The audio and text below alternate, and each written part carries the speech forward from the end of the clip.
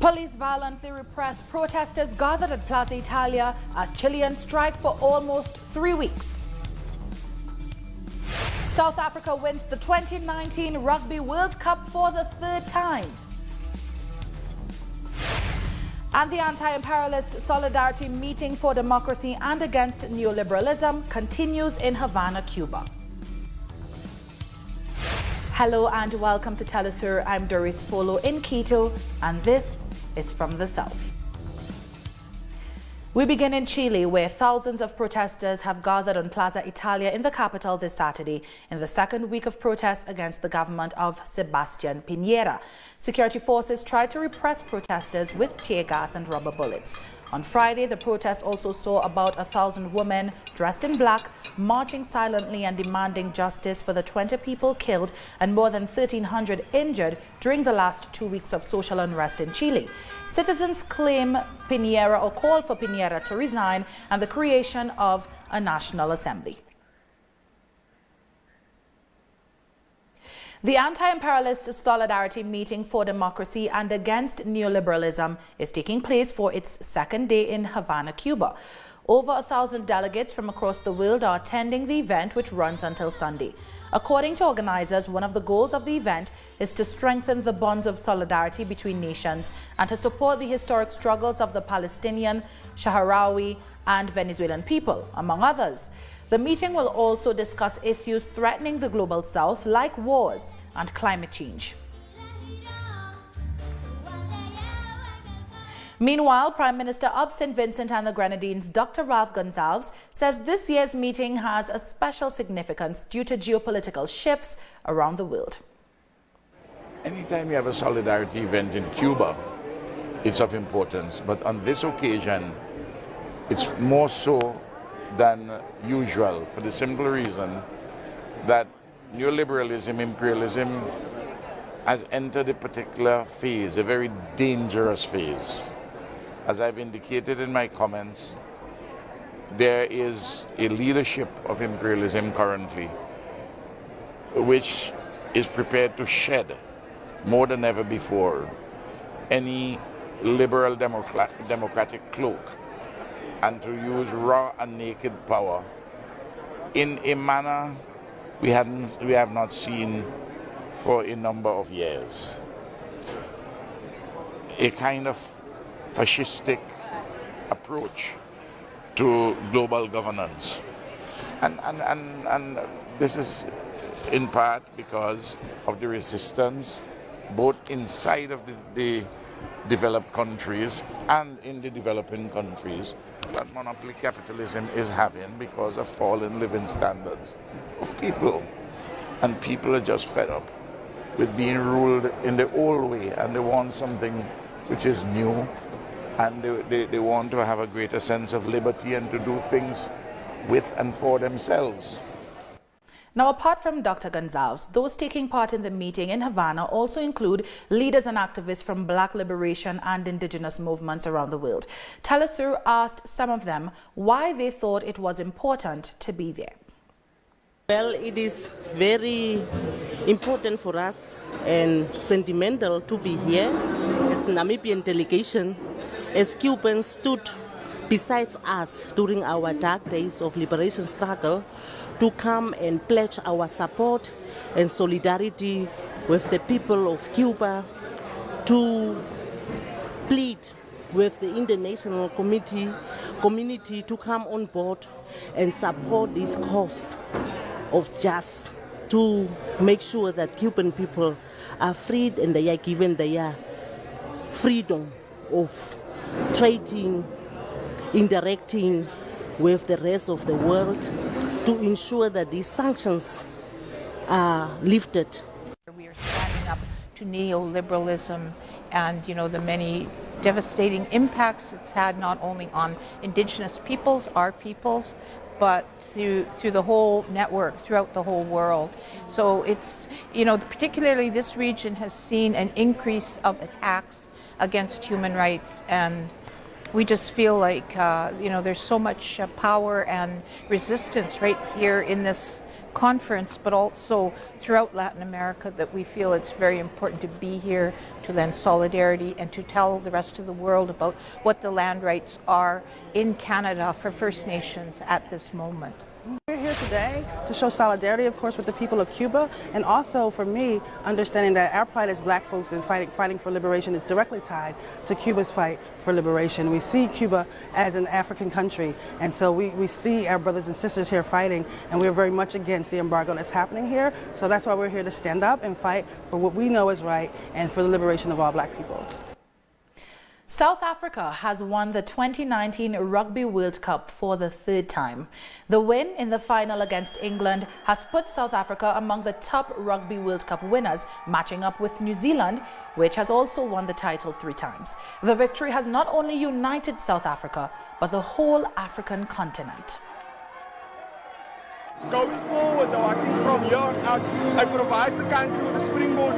It also provides young children, especially, that have no role models around them. They don't even have anyone to look up to. But at least there's someone like Siya Kolisi. He didn't go to a private school. He came from where we come from. Yeah, at this place, at this moment, people are excited. People are sharing this moment. We are just united from the match, from people, from the players, from everyone. We just united our country. There's hope for South Africa. Our correspondent, Matuba Malachi in Pretoria, gives us more on the historical significance of the victory. The Springboks victory could not have come at a better time when South Africa is suffering from many socio-political issues like high unemployment rate and the economy that's not doing very well. But now there are celebrations in most parts of the country, and we are now in Mamelodi, in east of Pretoria, the capital city, where there aren't a lot of celebrations here, and it speaks to the politics of the rugby game here in South Africa, where in townships it's not as popular as it is in much more affluent areas or even in more rural areas. So that is the contrast about the politics of rugby here in the country. But celebrations all round, and South Africans are coming together, a moment that South Africa needs desperately to come together and celebrate for a change. And that's what it's been happening here. And the hoisting of that Ellis Webb trophy was a moment, a historic moment to say the least, when we saw Siya Kolisi, the first black captain of the Springbok team, lifting that cup with President Cyril Ramaphosa in Yokohama in Japan. And that was a moment that South Africans were looking forward to, and it will be engraved in the minds of many people for the longest time, because we've never seen a black captain for the rugby team, the rugby national team here in South Africa, lifting that cup. And this is the third time now that South Africa is taking the cup, the World Cup. And we've seen that happening in 1995 when Nelson Mandela had just become the president of a new democracy. And we saw it again in 2007 when President Thabo Mbeki was in his second term, which he didn't finish, by the way. But right now the mood is very light, and South Africans are very happy to see what we call the Diboke, or the Springboks, lifting the South African flag high up there in Japan. It's back to you, Studio. That was our correspondent from South Africa, Matuba Malachi. In other news, a special stakeholder conference to ensure the implementation of the CARICOM Single Market Economy, or CSME, is set to take place on Monday. Discussions will focus on the free movement of persons, contingent rights, common external tariffs, customs and trade, and the movement of financial services. Barbados is leading the effort with the island's ambassador to CARICOM, David Commission, and CARICOM's Assistant Secretary General, Joseph Cox, expected to address the consultation. To think of the appropriate forum in which this may be articulated. The death toll arising out of the heavily repressed national strike in Ecuador has increased. This as the demonstrator succumbed to his injuries just over 2 weeks after the strike ended. We have details in this report. The National Confederation of Ecuadorian Indigenous Nationalities, or CONAIE, has confirmed that another citizen has died from the Chimborazo province. CONAIE President Jaime Vargas said the man was another victim of the violent repression, adding that he succumbed to gunshot injuries to the head. Vargas also said they have substantial evidence of police violence and plan to take legal action. The Ombudsman Office has so far confirmed that 11 people were killed during the protests against the economic measures imposed by President Lenín Moreno. We feel outraged over this unfortunate death. We have lost a leader, but we will continue to fight. We will continue to do so in the province of Carchi, and we will be more united than ever. According to the Ombudsman Office, 1,340 people were injured during the national strike. Among them, Yajaira Urrest, communicator and mother of a 4-year-old boy. She was injured by a gas bomb that caused her to lose her eye. In an interview with Telesur, she recounts how the events took place. The bomb hit my eye and got stuck on me. That is when the smoke started coming out. I wasn't able to hear anything. I wasn't able to scream. Meanwhile, the Ecuadorian government said 435 policemen were hurt during the protests. The president has since congratulated the police and the armed forces for their actions during the strike, in spite of the reports made by citizens and human rights organizations who have rejected the use of excessive force from security forces. We increased our forces when we noticed people were trying to enter in an aggressive manner. That is when we use gas bombs to try to disperse the crowds. The government insists that external forces, including Venezuela and former President Rafael Correa, were the ones behind the protests and had planned to destabilize the government. However, citizens and indigenous leaders condemned that the strike was a popular uprising against the economic policies of President Moreno. Now, various human rights organizations are calling on the authorities to respond to the reports of violence that occurred during the national strike. We'll take a short break now. When we come back, another indigenous person has been killed in Colombia's Cauca department. Stay with us.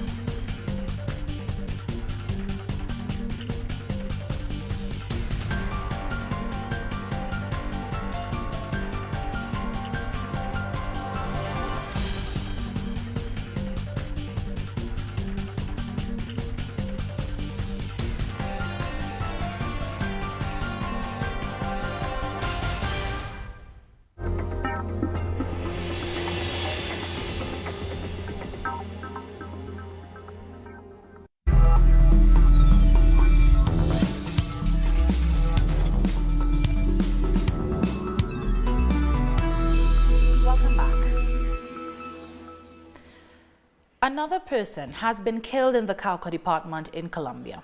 This time, the bodyguard of an indigenous leader was murdered, continuing the wave of violence in the region. Fabian Ribera Penagos was a member of the indigenous security unit known as UNP. Police say Ribera was at his girlfriend's home when an armed group entered the house and kidnapped him. His bullet-riddled body was later found in a rural area. Indigenous communities have since blocked the Pan-American Highway in rejection of the killing of social leaders in the northern regions of Colombia. Illegal loggers have attacked an indigenous group in the Brazilian Amazon rainforest, killing one young warrior and wounding another. The incident was reported by the Guajajara group that was formed to protect the forest. They've been patrolling in the northern state of Maranhão since 2012. The group said Paulo Paulino Guajajara was hunting inside a reservation on Friday when he was attacked and shot in the head. These kinds of clashes are becoming increasingly common among President Jair Bolsonaro, who has been dismantling environmental land and indigenous agencies and has promised to open up the Amazon to development.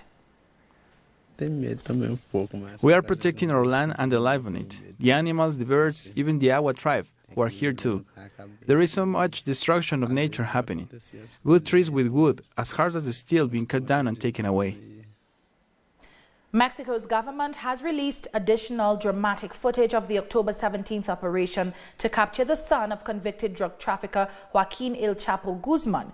The raid and the instant cartel backlash that followed paralyzed the city of Culiacan in the state of Sinaloa and saw 8 people killed. The National Secretary of Defense has released a video that shows the moment when Ovidio Guzman Lopez was detained. President Andrés Manuel López Obrador hoped the report would silence his critics who say the operation has made his government appear weak.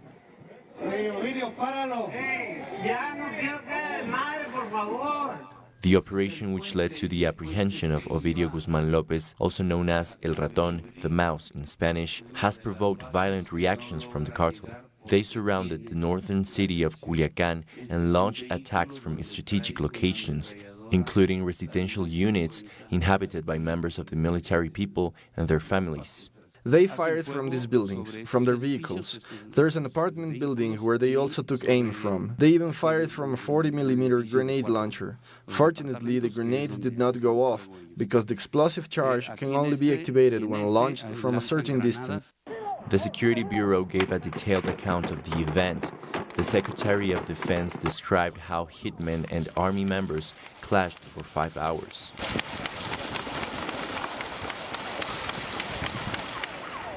The criminals' quick reaction, the aggressions against the military officers and their families, the risk of losing more lives if the situation escalated, and the fact that there was no search warrant, all these concerns were taken into account. And so the government decided to release Guzman Lopez, and this brought an end to the chaos in Sinaloa's capital, to the people living in the city. Our main objective was to protect law-abiding citizens. Otherwise, it could have ended in war and bloodshed. Fortunately, we put the peace and safety of the people first, as instructed by the President. Early on, during a media conference, President Andrés Manuel López Obrador said he supported the decision to abort the mission. Our adversaries can question us as much as they like. They have the right to do so. But this is a new politics where we believe the use of force is not the option. This is actually a problem that has arisen as a result of neglect of the people. And so we must first address the root cause. The president made public all the details of the Culiacán operation in order to avoid speculation and to show that there are differences between his strategy and that of his predecessors. Our master, the only one we have, is the people of Mexico. So everyone should know everything that happened and how we reacted in such difficult and serious circumstances, so people can see that we are acting responsibly. The almost immediate release of the Sinaloa cartel member triggered strong reactions, both from those who support the president and those who see the state as being too lenient on criminal organizations. The reality is that what happened in Culiacán could have ended much worse. Mexicans have joined millions around the world who are celebrating the Day of the Dead with vigils and homemade altars. This year's observance comes very close to the 500th anniversary of the October 18th massacre of thousands of indigenous people at Cholula, just east of Mexico City. Meanwhile, during the two-day event, families visit the graves of their loved ones, bringing offerings of flowers, food, photos, and mementos. According to tradition, the gates of heaven are opened at midnight on October 31st, and the spirits of children can rejoin their families for 24 hours. I come to see my grandson every 15 days, and even more around this time. I can't swallow the fact that his life has been taken. I feel sick. I believe our traditions are among the most beautiful, and it's a beautiful memory the way we remember them, and for them to know that even if they are not with us, we have the memory of the way they were, their essence. And hundreds of people have gathered at the border between the United States and Mexico to participate in a binational mass in honor of dead and missing migrants. The annual Day of the Dead celebrations are common in most Latin American countries and other parts of the world. This year, people commemorated migrants who died on the way to their destinations as the U.S. government stepped up patrols around cities bordering Mexico.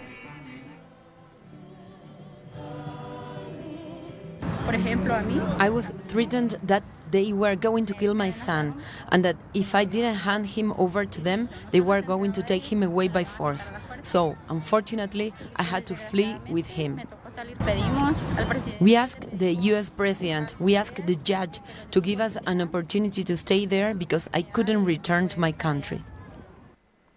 The Festival of the Dead has also kicked off in Haiti, where the two-day event is rooted in voodoo traditions.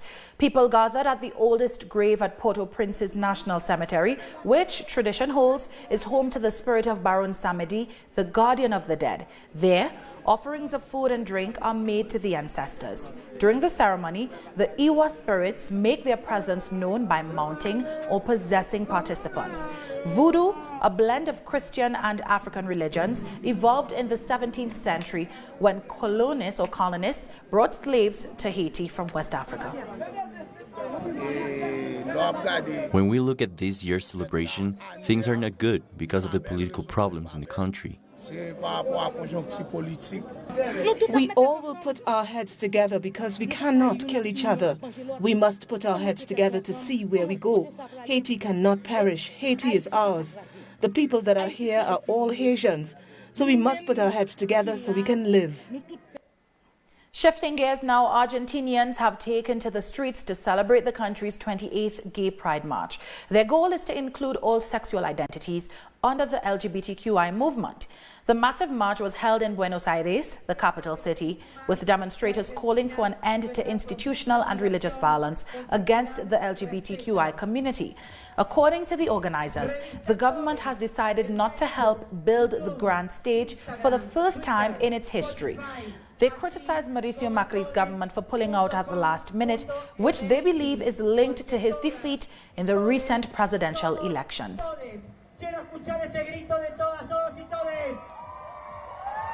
Coming up, the UK has temporarily prohibited fracking, a move many consider to be a political gimmick.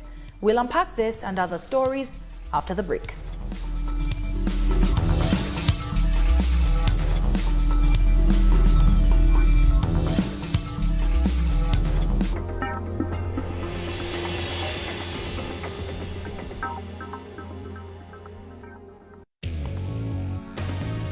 A review of the world news that investigates, incites analysis and induces criticism, because every event has a context. Pusimos el punto en la I. Dotting the I. Saturdays, only on Telesur.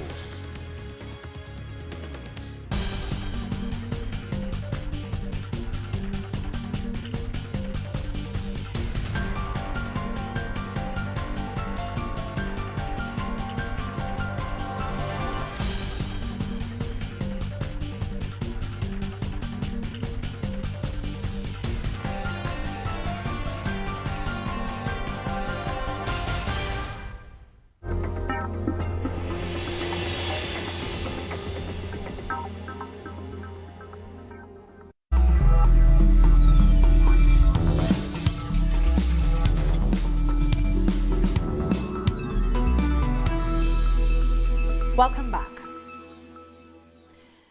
The British government says it will impose an immediate moratorium on fracking as there are concerns of small earthquakes due to the activity. The decision follows a report which concluded that fracking causes tremors, which disrupts local communities. The practice is also fiercely opposed by environmentalists as it contradicts Britain's commitment to becoming a net zero carbon producer by 2050. However, some remain skeptical about how long the moratorium will last, as Prime Minister Boris Johnson had previously shown support for the shale gas industry. I'm delighted that, on the face of it, eventually this government have listened to what we've been telling them for 8 years. But the cynic in me says we're approaching an election and that this is blatant electioneering on the part of Boris Johnson. And I don't think it will stay in place for very long, because Boris Johnson has many times professed his support for fracking. I think he'll wait until the election's out of the way and he'll pull the moratorium. Tens of thousands have marched alongside opposition supporters in Pakistan's capital on Friday, calling on Prime Minister Imran Khan to resign. As the first day of demonstrations stretched into the night, massive crowds flooded the streets. The opposition says the government is illegitimate and is being propped up by the military. This Freedom March is the first major challenge to Khan's administration amid economic challenges and double-digit inflation. Protesters have threatened to intensify their action if the Prime Minister does not step down in 48 hours. Thailand on Friday reopened the popular Tham Luang cave to the public, which was closed off since last year. The cave gained worldwide recognition when 12 boys and their soccer coach from the Wild Boar Academy were rescued after being trapped by floods for weeks in June 2018. A Thai diver had lost his life during the rescue operation. This Saturday, hundreds of people visited the area, with authorities allowing up to 30 people at a time due to the traffic. November is Caribbean Tourism Month, and the diverse cultures and experiences which personify the region are being celebrated under the theme Building a Caribbean Tourism Legacy through Festivals. This year, the Caribbean has recorded strong growth in the sector despite some extreme weather events. Arrivals to the wider region were up by 12% in the first quarter of 2019, the region's highest growth rate in years. That included just over 9 million international tourist arrivals in the first 3 months of 2019. And that brings us to the end of this news brief. You can find these and many other stories on our website at telesurenglish.net. And join us on social media, Facebook, Twitter and Instagram for Telesur English. I'm Doris Polo. Thank you for watching.